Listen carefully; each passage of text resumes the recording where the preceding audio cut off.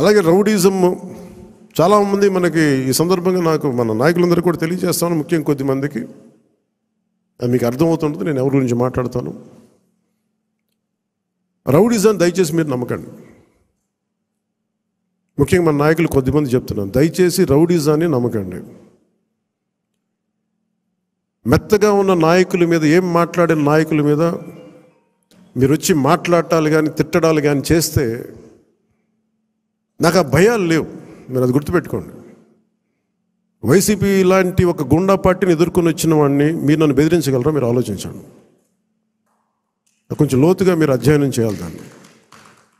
ఎందుకంటే మాట కావాల్సిన సంస్కారం కావాలి. ఇక్కడ మీరు కూర్చోబెట్టి బెదిరించేసి సామాజిక మాధ్యమంలో మన నాయకులు మీరే తిడతా ఉంటే నేను మిమ్మల్ని వదులుకోవడానికి సిద్ధంగా ఉంటాను, గుర్తుపెట్టుకోండి. అది మీరు నాకు ఎంత లాయలిస్టులు వ్యక్తిగతంగా అయినప్పటికీ కూడా, మీరు నా కమిటెడ్ లాయలిస్టులు అయినప్పటికీ కూడా, ప్రజాస్వామ్యానికి విఘాతం కలిగించిన, రౌడీజం చేసిన నేను వదులుకోవడానికి సిద్ధంగా ఉంటాను. దయచేసి దీన్ని మీరు మంచి మనసుతో అర్థం చేసుకోండి. అది నేను మాట్లాడినప్పుడు ఎందుకు చాలా తీవ్రంగా ఉంటుంది, చాలా గట్టిగా మాట్లాడతాను. దయచేసి దీన్ని మీరు లోతుగా తీసుకొని, ముఖ్యంగా మహిళా నాయకురాలను ఎవరన్నా సరే సామాజిక మాధ్యమాల్లో కించపరిచిన ఒక మాట అన్నా, అజయ్ గారికి కూడా చెప్తా ఉన్నాను ఈ సందర్భంగా, చాలా ఫర్మ్ యాక్షన్ తీసుకోండి సార్. నేను ఈరోజు అందరి ముందు చెప్తున్నాను, you have all the right.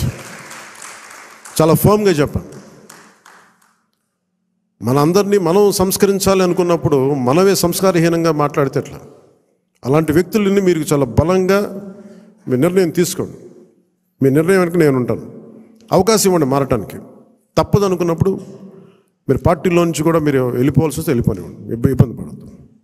ఎందుకంటే ఇది మనం చాలా కమిటెడ్గా ఇచ్చిన విజయం ప్రజలు. ఇది ఎప్పుడు ఓట్లు వేయని వాళ్ళు, ఎప్పుడు ఓట్లు వేయని వాళ్ళు, ఎక్కడో అమెరికాలోనూ దుబాయ్లోనూ వలస కార్మికులుగా జీవితాలు వెళ్ళిపోయి ఒక 40,000 ఎప్పుడో వస్తే చాలా ఇంటికి పంపించుకునే వాళ్ళు కూడా 50, 60, 1.5 లక్ష రూపాయలు ఖర్చు పెట్టుకొని, వాళ్ళు పెద్ద డాక్టర్లు కాదు, ఐటీ ఉద్యోగాలు కాదు, చిన్న చిన్న సూపర్వైజర్లు, రవాణాలో పనిచేసే కార్మికులు, డ్రైవర్లు, వాళ్ళు వచ్చి 40, 70,000 ఖర్చు పెట్టి మరి ఓట్లేసి వెళ్ళారు ఇక్కడికి. దయచేసి ఇవి చాలా బలంగా మీరు గుర్తించాలి.